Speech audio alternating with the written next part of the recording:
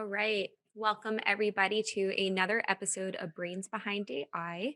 I'm here with Ari Jacobi and Jonathon Morgan, and we are really excited for today's episode. So, to kick it off, Jonathon Morgan is the founder and CEO of Yonder, an AI company that helps Fortune 500 communications teams identify and counteract online disinformation about issues that matter to their organization. Prior to Yonder, Jonathon developed AI to combat social media radicalization with DARPA and served as an advisor to the US State Department. Jonathon has published research in radicalization and online disinformation with the Brookings Institute, the Atlantic, and the Washington Post, and is presented fighting to NATO's Center of Excellence for Defense Against Terrorism, the United States Institute for Peace, and the African Union. He op-ends about how social media platforms and policymakers should address the threat of disinformation and has appeared on CNN, The Guardian, and Slate. Jonathon, welcome to the show. Thanks so much for having me. Jonathon, that's a very impressive background. Before we dive into the company and what you do, want to understand, how did you stumble into disinformation? Was there a trigger point? What made you think about it and think about it seriously? Well, actually, my early career was I spent a lot of time thinking about and developing communities on the early social internet.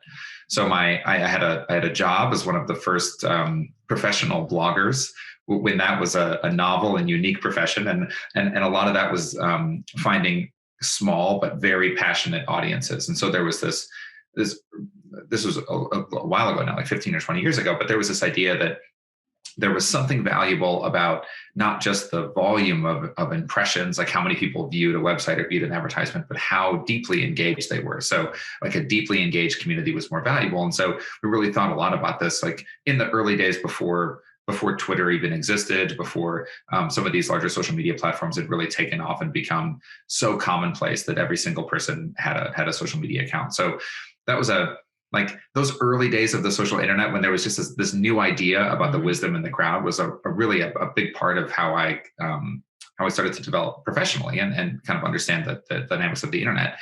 And then I kind of took a different path and got really deep into technology. I was a software engineer for a long time. I worked as a data scientist. I think now I probably would have been known more like as a machine learning engineer. Like I didn't have, regardless, like some of this really understanding and modeling the complex dynamics of how people engaged online.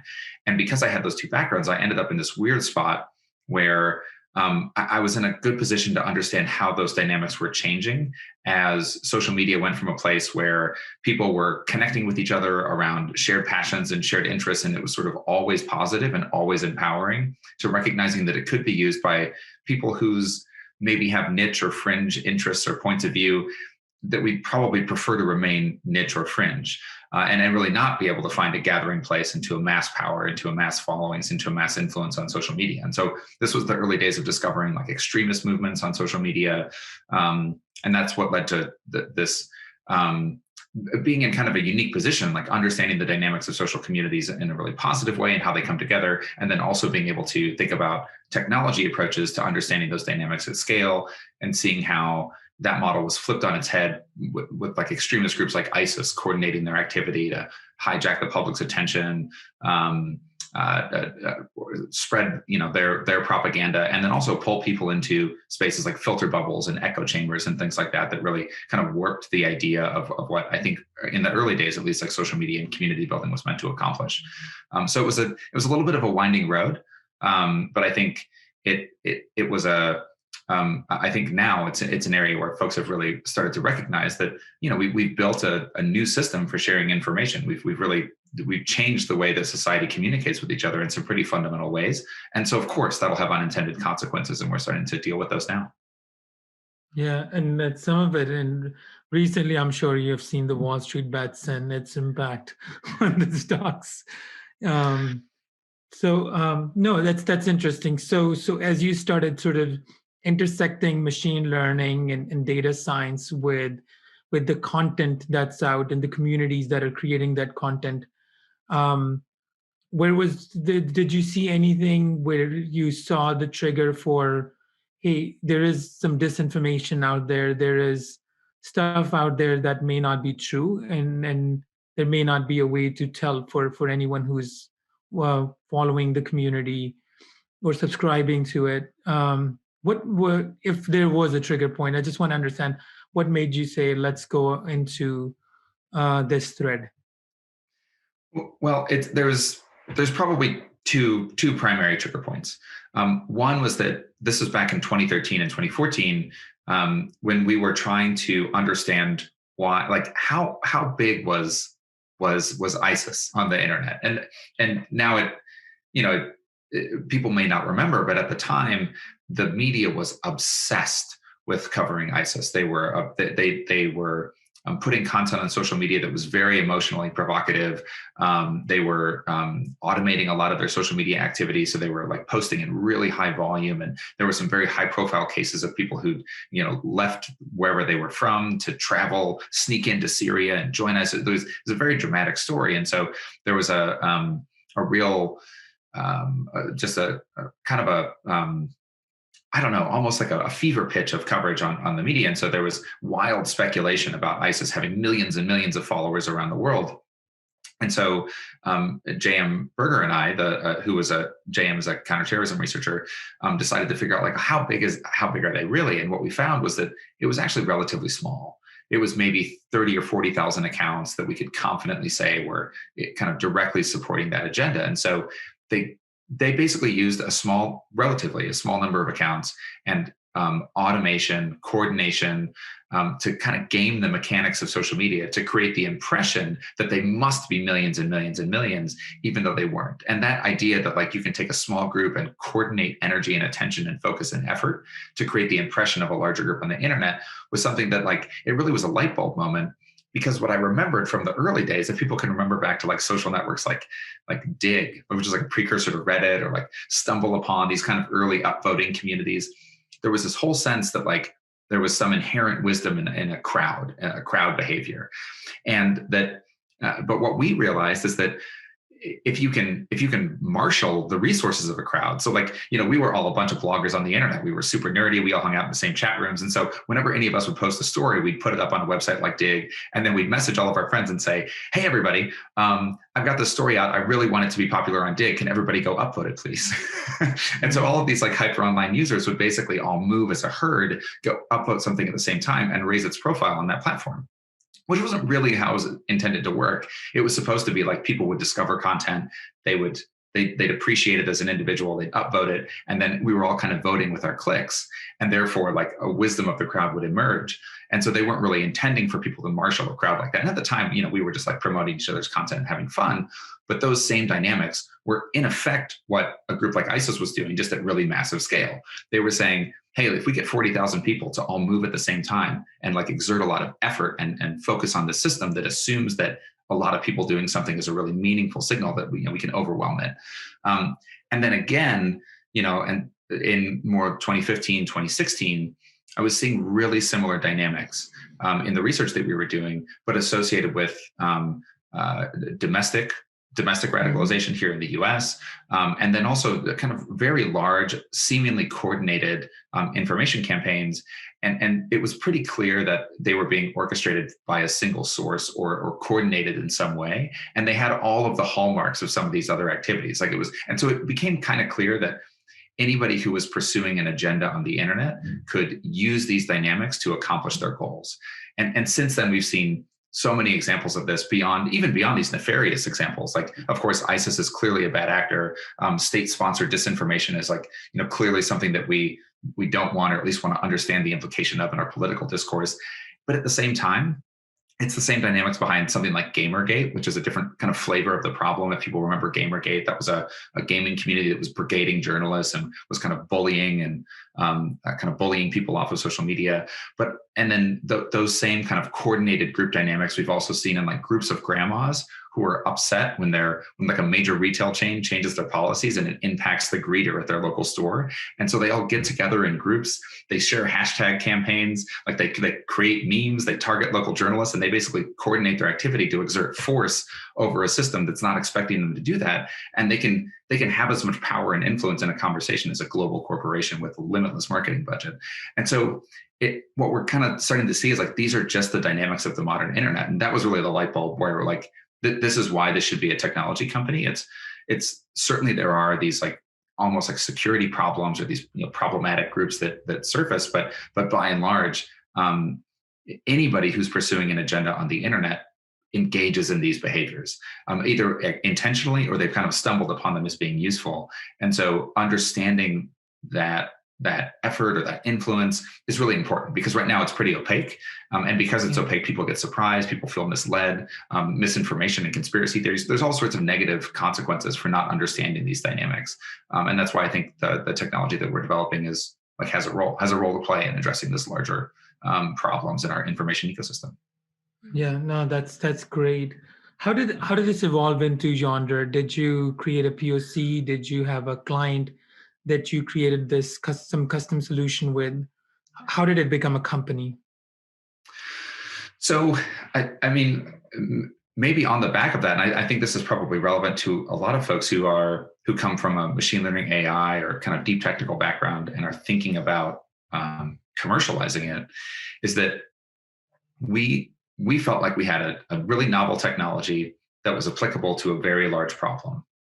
We were very interested in the problem, very interested in the technology, and maybe not as interested as we should have been in who our partner is at a business. Like, who's using this? What's their workflow? What problems are they solving? What's their job? Like, we didn't really focus on that aspect of it very much. And so I think what was a stumbling block for us early on is that we really led with, hey, this problem is hugely important. Hey, we really got some expertise and some technology that's really meaningful. And we were able to find some early customers who shared our concern about the problem.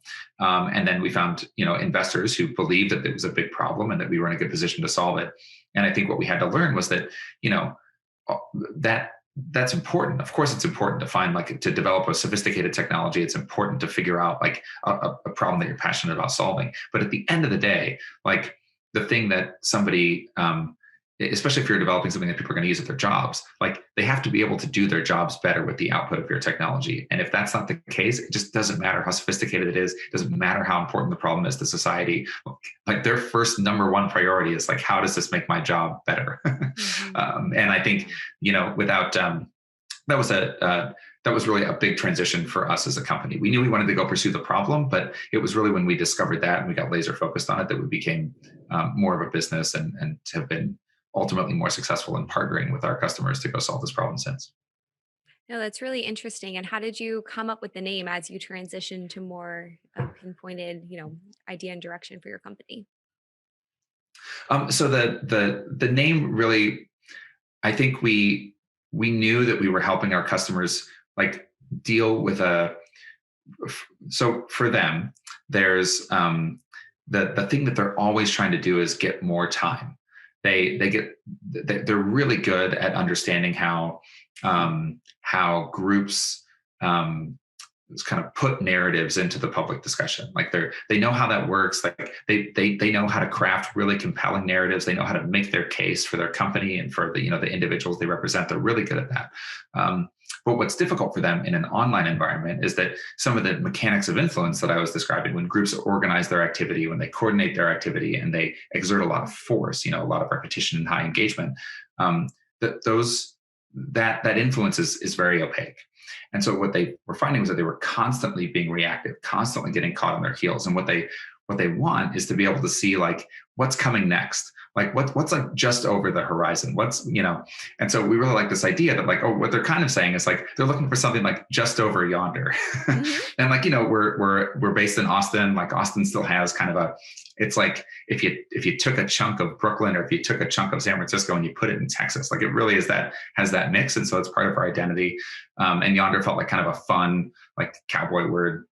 And at the same time, we are talking about the next generation of communication. We're talking about the evolution. Like now that we've connected everybody in the world so that we can all message each other at any time for any reason, and build these really massive interconnected global communities.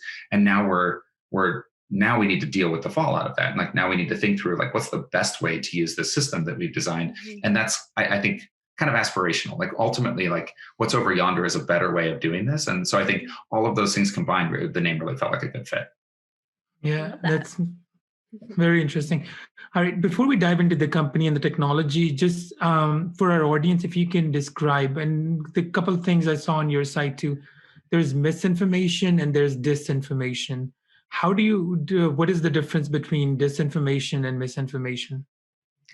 Yeah, so these actually are now becoming kind of terms of art. And so I'd say that maybe in like mainstream public discussion of this, like a layperson's discussion, usually when people say disinformation, they really mean a point of view that I disagree with strongly. And so I'll just be clear. I think that's often what people mean, and and and it's become kind of a shorthand for that. What we mean is a more, like I said, it's a term of art, and disinformation is intentionally misleading. It's designed to undermine an organization's reputation. It's designed to confuse. It's designed with a purpose to be manipulative or disruptive.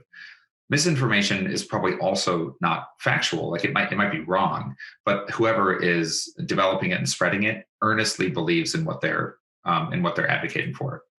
So a good example is like some of the health concerns, or like supposed health concerns around the COVID-19 vaccines, whereas as far as we can tell, they're all very safe. They've gone through kind of a formalized process. The companies developing them are developing them in good faith. They seem to have a lot of success in reducing infection. All of that, I'm not an epidemiologist, but it seems like science says that they seem to be safe and effective, but yet there's still concerns.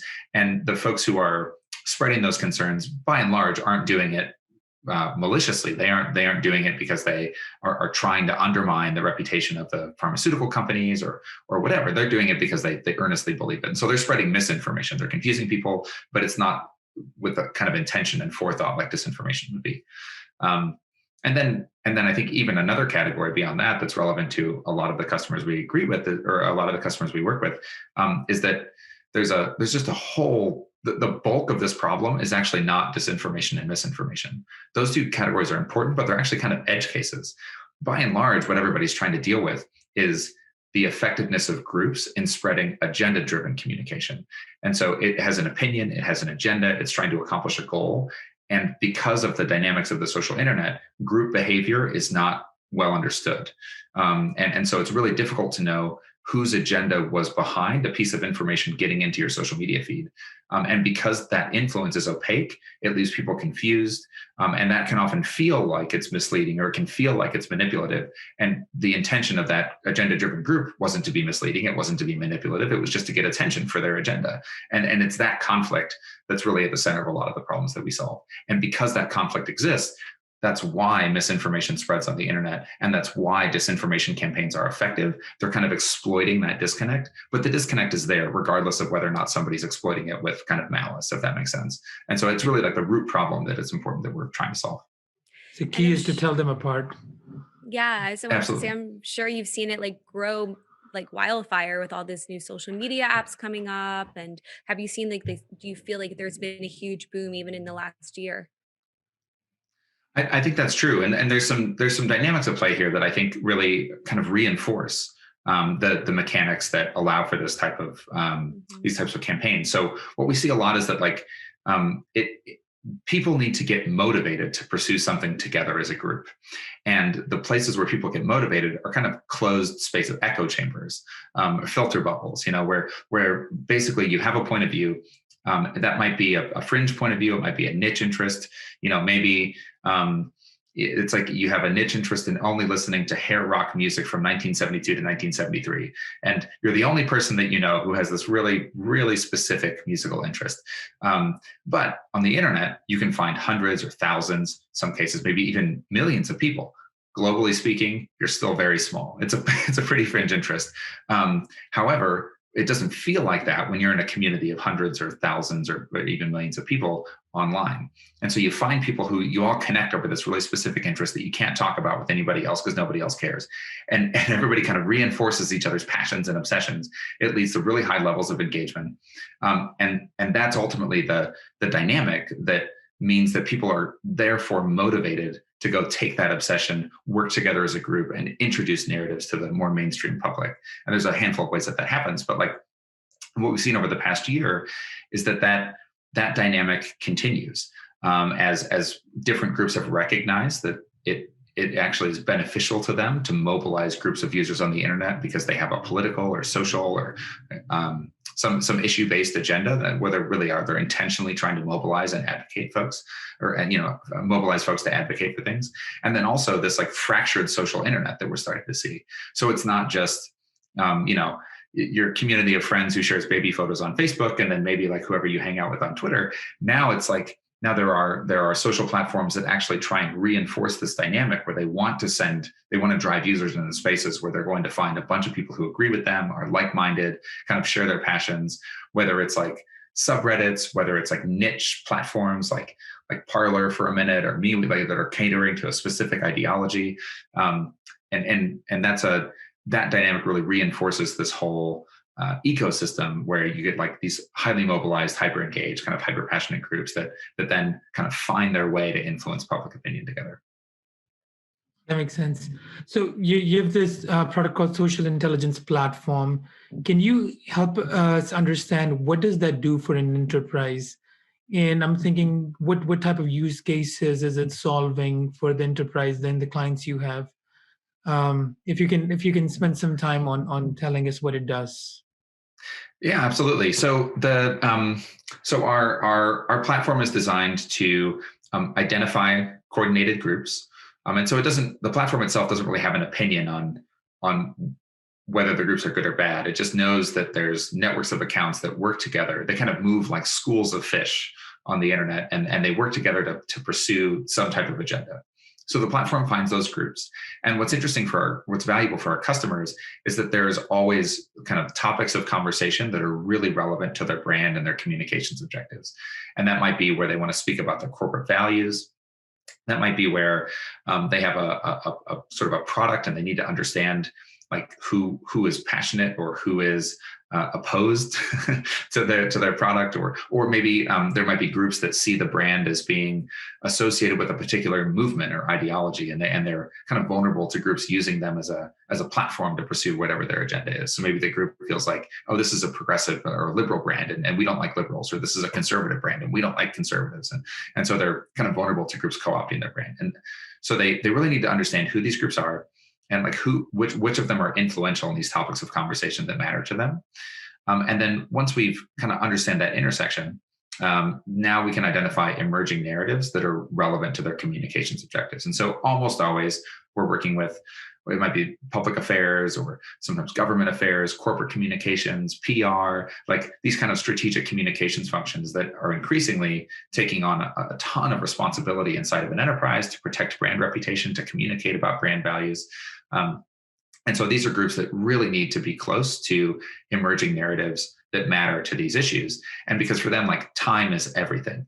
The more time you have, the more successful your messaging campaigns will be, because you have to align everybody internally. You have to make sure that all of the people who are like spokespeople or representatives for the brand are on message and they have messaging discipline. You need to craft that message in the first place. You need to understand when you're being provoked, whether or not you should ignore or just monitor, or whether you actually need to escalate and intervene in a narrative that's happening online. These are all really difficult decisions without data. And I think what we found is that by focusing on this like agenda-driven internet, that we're able to identify narratives well before they are mainstream, well before they're covered by journalists, and we really provide that additional time that allows these teams to be successful in an environment that otherwise is unfortunately at the moment status quo is that it's based on a lot of intuition. And so they're always trying to figure out like what's real and what isn't.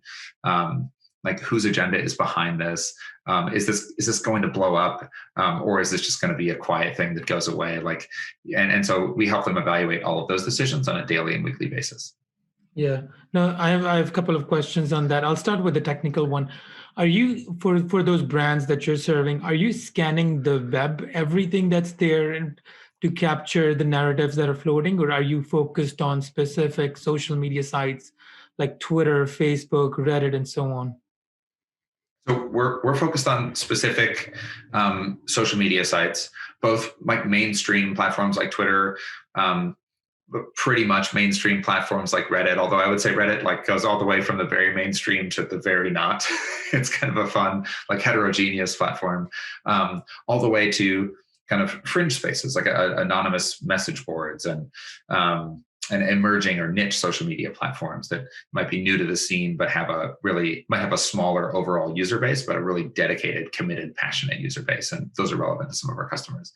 And so and then within that, what we're really focused on is it's not so much the platforms themselves, but the technology is basically using um, network analysis to identify and kind of build relationships between different accounts, nodes in that network, and to identify network topologies that are where their structure is consistent over time.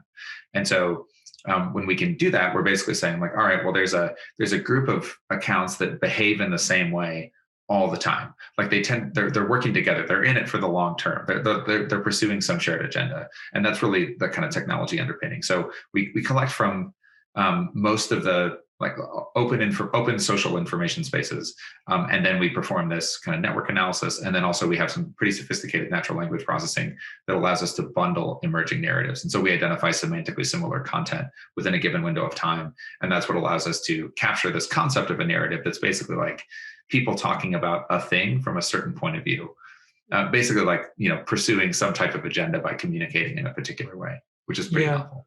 And sort of then the second question on the same lines, right? The narrative can be pretty broad. Looking at the disinformation, misinformation is just I see it as one use case.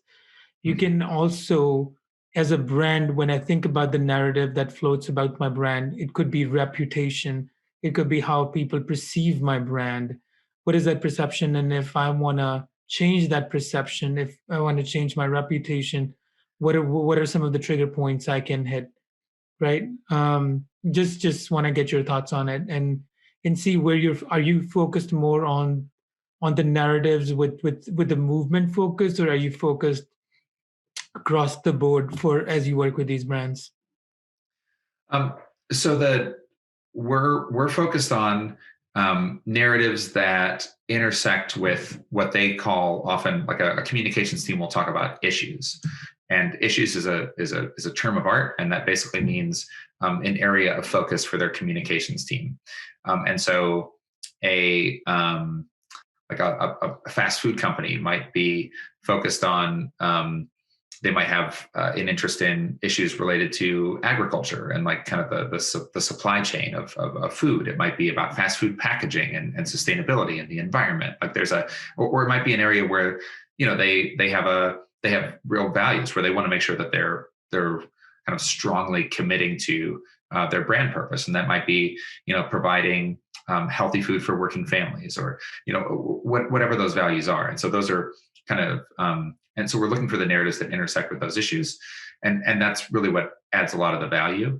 The way that they understand those is that those narratives have a trajectory, and by trajectory we mean like, so we find all these coordinated groups, all these online factions, and then we can understand historically how they influence each other.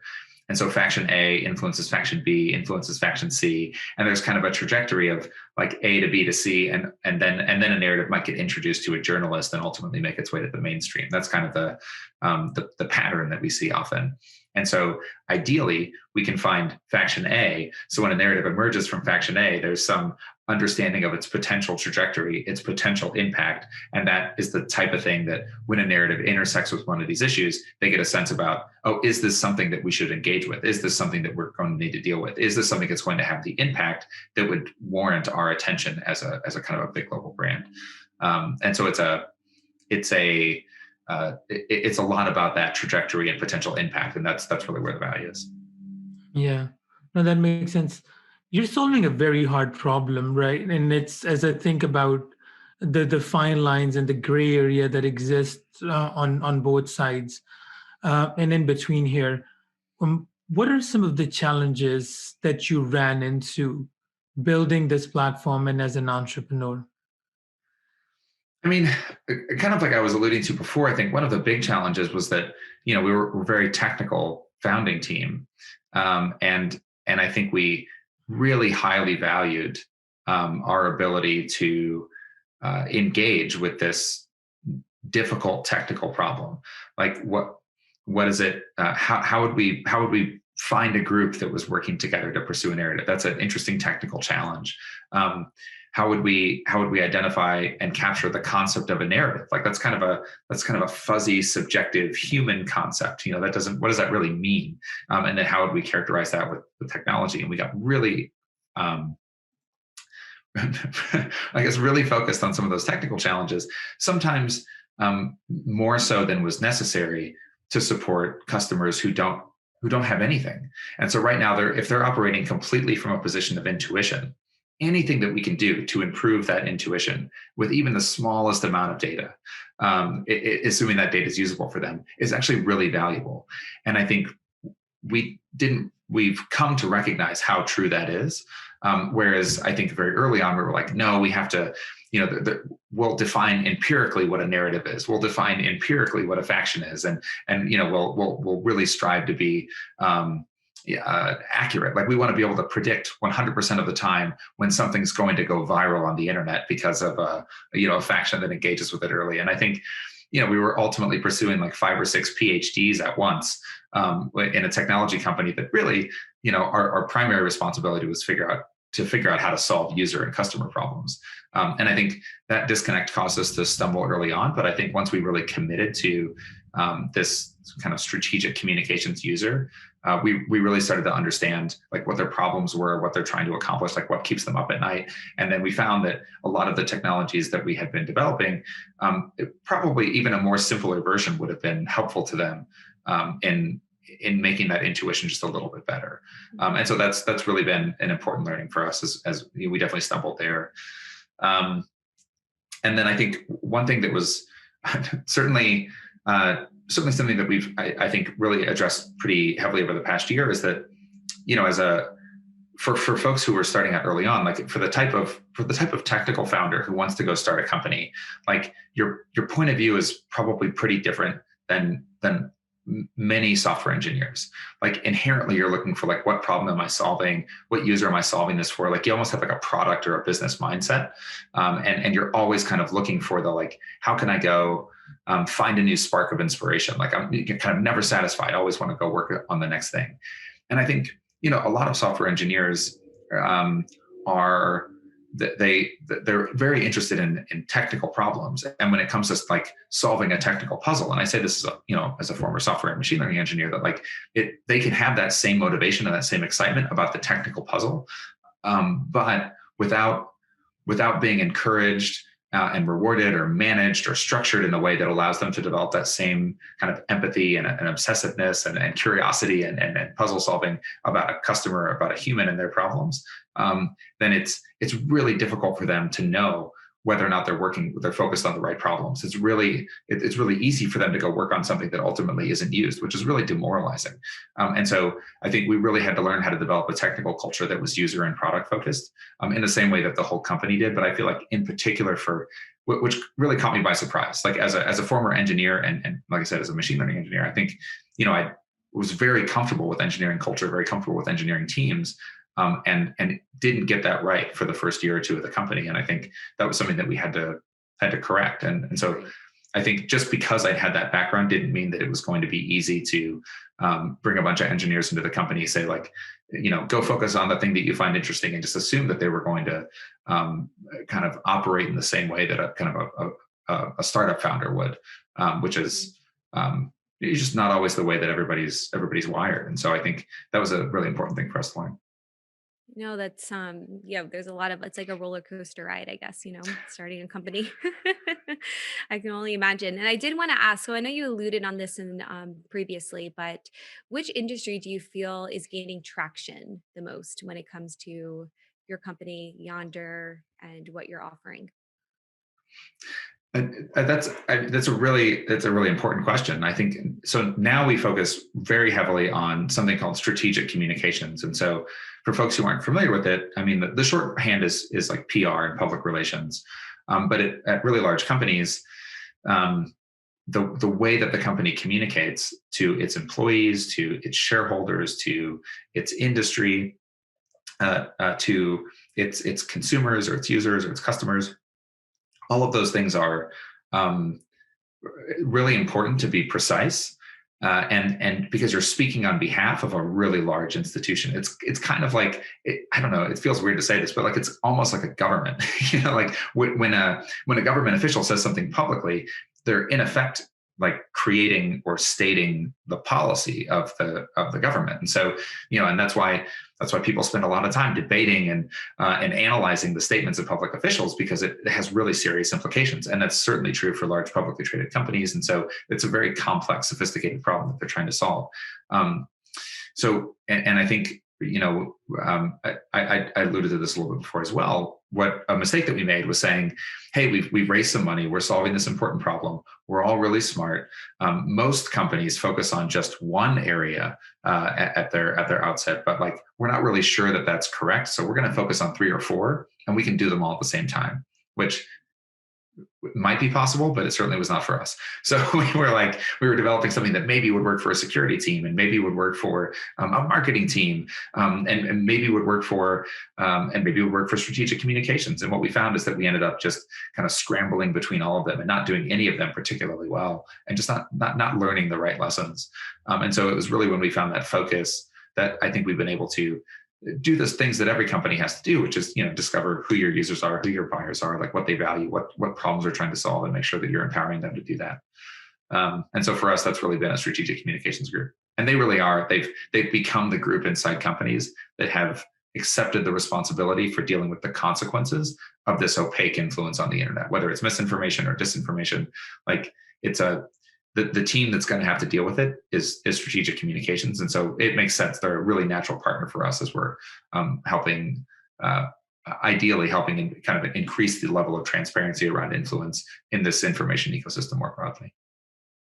Yeah, very interesting. And it's, by the way, very consistent with what we hear from other entrepreneurs as well, where they talk about the focus. And once they got the focus down, it was easy to see what success looks like and get there. How big are you today? How many employees?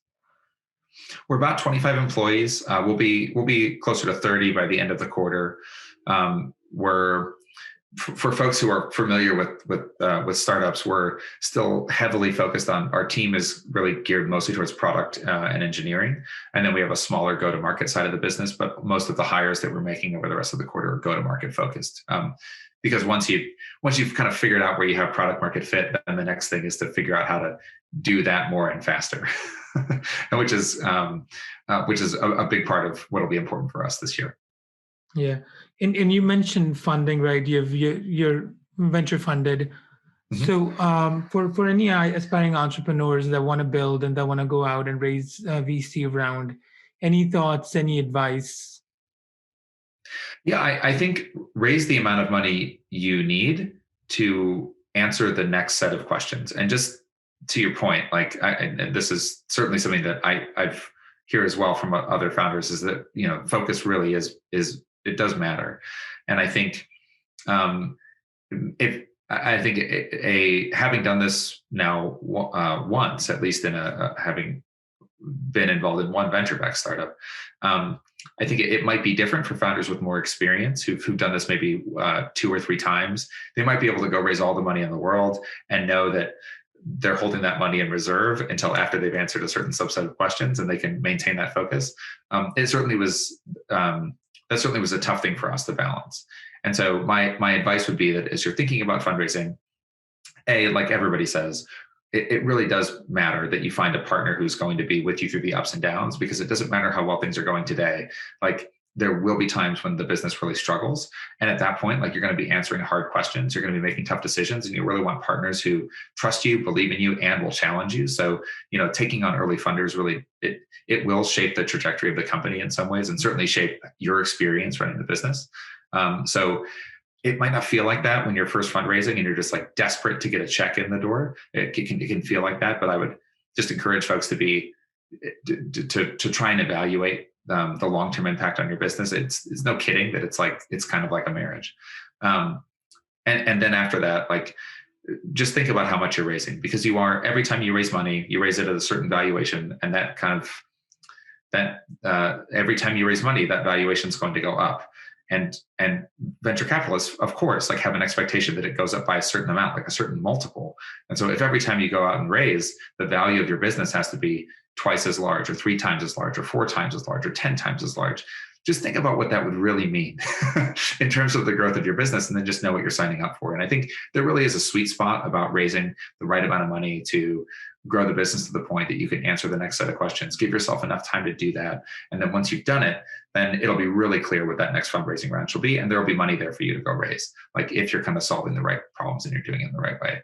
So it's maybe a little bit more disciplined and methodical than I think, especially folks who might be raising for the first time. It just seems like, I don't know, I just need cash as much as I can get my hands on.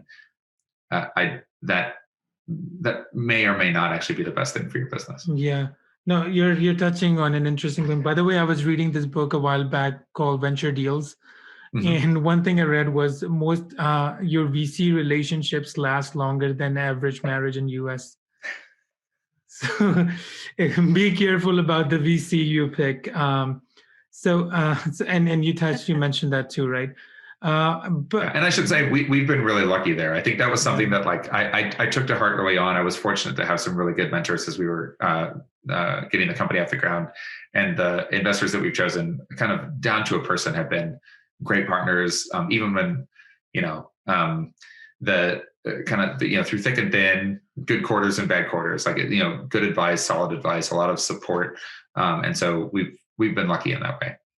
Yeah, and the second point you made was actually very, very valuable, because what I've seen is a lot of aspiring entrepreneurs, when they're out raising a VC round, they're very focused on exponential growth and trying to win the VC by showing we're going to make $10 million recurring revenue and we're going to be $1 billion company in 5 years. When there needs to be that paradigm shift, which you have mentioned, instead of going for and selling the story for building $1 billion company. I get that that's important, but it's what's more important is to laying out what assumptions do we want to validate next, and how much money do I need to validate those assumptions. And it goes back to what questions we want to answer. And then as you answer those questions, then it becomes almost a gated way of approaching the next round or next set of milestones for the company. So super valuable point you made there. Yeah, and I think that's right. It's pretty easy to make a slide deck that points to a VC exit. Like, it's pretty easy to, it's always possible to construct that story based on the information that you have, because there's always a lot of speculation involved. There's always a lot of uncertainty. And so, it's easy to say, oh yeah, I have a really clear path through that uncertainty. And at the end of that path, is $1 billion. And I think I think a good investor will appreciate, like, the fact that you're ambitious, that you're optimistic, and that you're pretty clear-eyed about what you know and what you don't. And to your point, like, what you don't, it's okay that you don't know everything. Of course, it's an early stage company. And if you're clear about the things that you need to validate, you're basically saying, like, I have a roadmap to the next hurdle. And then I assume that if we, that will lead to great things. But, like, let's be clear, what you're investing in is our ability to go answer these questions. And I think that'll help find the investor who's like, absolutely, I agree with you about those assumptions, or like, I want to go solve those problems with you, or whatever. But, like, I think that way you'll make sure that you're really building the foundation of a partnership, even as you're going through the pitch process. Mm-hmm. Yeah, finding the synergy. That kind of goes into my next question. So, as you started Yonder, even just from going back to your time on the internet and navigating through everything on the internet, have you had to have let's say, a particular mindset, like an inner practice, to move forward through the challenges, through the hard times, maybe even through like what you see out there?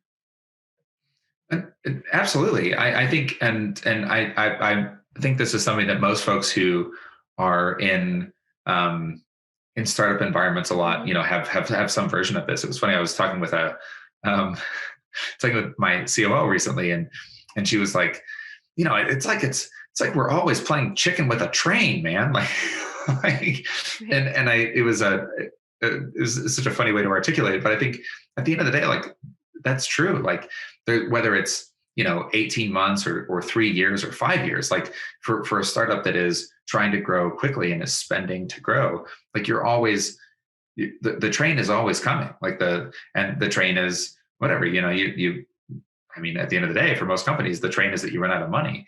And I think that there's and so you're basically staring down that train and saying, I know that theoretically we could run out of money, but nevertheless, we're going to spend the money that we have to grow the business. And if we do that, then we're going to avoid the train.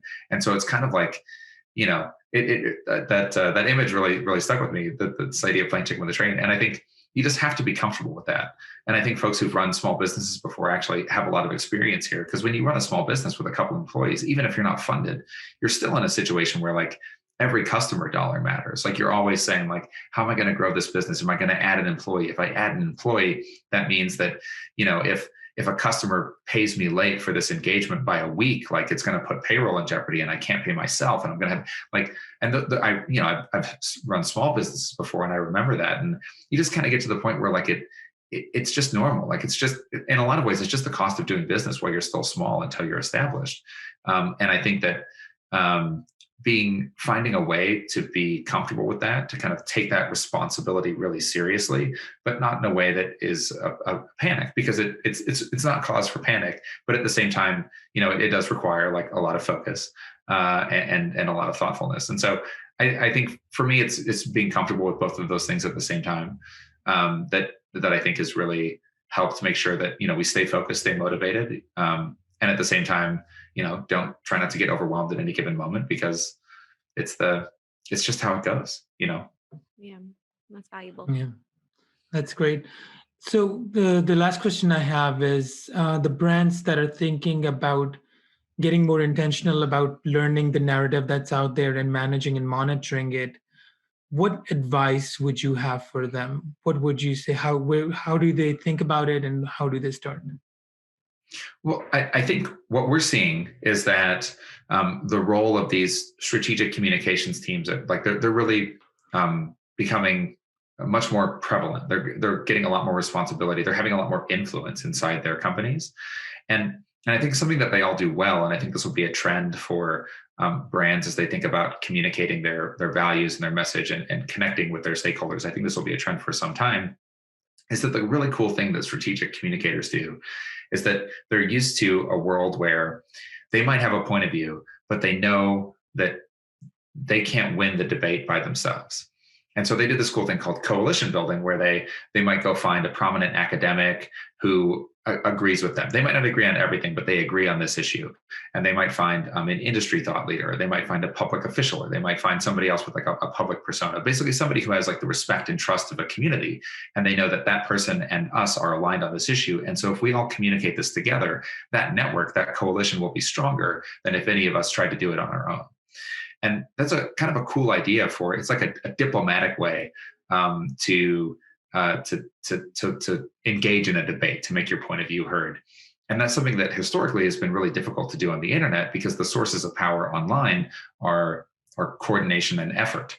They're not necessarily like, just because you have a platform in the media, just because you have a platform offline because you're an amazing athlete or a compelling celebrity or a powerful politician, those aren't necessarily the dynamics of the social internet. So thinking about coalition building online means really engaging with and thinking about these online factions. Where are there networks or coalitions that we need to debate, that are debating the opposite side from us? And how can we think about coalition building in the same way that we do traditionally? And that, I think that's going to be a huge change in the way that brands think about their communications and messaging strategies over the next 10 years, really engaging with the ups and downs of these kind of highly motivated, focused internet subcultures.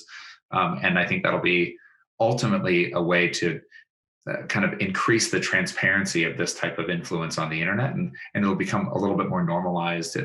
Folks will become more comfortable with it, and it'll be more intuitive. And so it'll be easier for people to navigate the modern internet with this understanding of how these groups organize to kind of capture attention. And so I think that'll be a really, and so the most innovative brands that we're working with right now understand those dynamics and are starting to make that change and thinking about even how they structure their organizations to really elevate the teams that have this understanding of how to go build coalitions online. Yeah, no, that's an excellent point. What I predict is in say 5 to 10 years from now, every brand that's innovative and that's out there making a difference will have a business function that will be just focused on that, focused on narrative, focused on how they're leveraging internet the right way and the messaging. You're doing great stuff, Jonathan. There's so much more we can ask you. And I still have a long list I want to go with you. Maybe we'll get you another time about the ethics of where you draw the line and Twitter putting disclaimers on tweets and all that. But we'll save it for the next time. Thank you for taking the time to be with us. This was super valuable and very informational for our audience. So thank you for taking time out of your busy schedule to be with us. Much appreciated. Absolutely. I really enjoyed the conversation. Thank you very much for the invitation. And yeah, love to come back and chat more about it. This has been a lot of fun.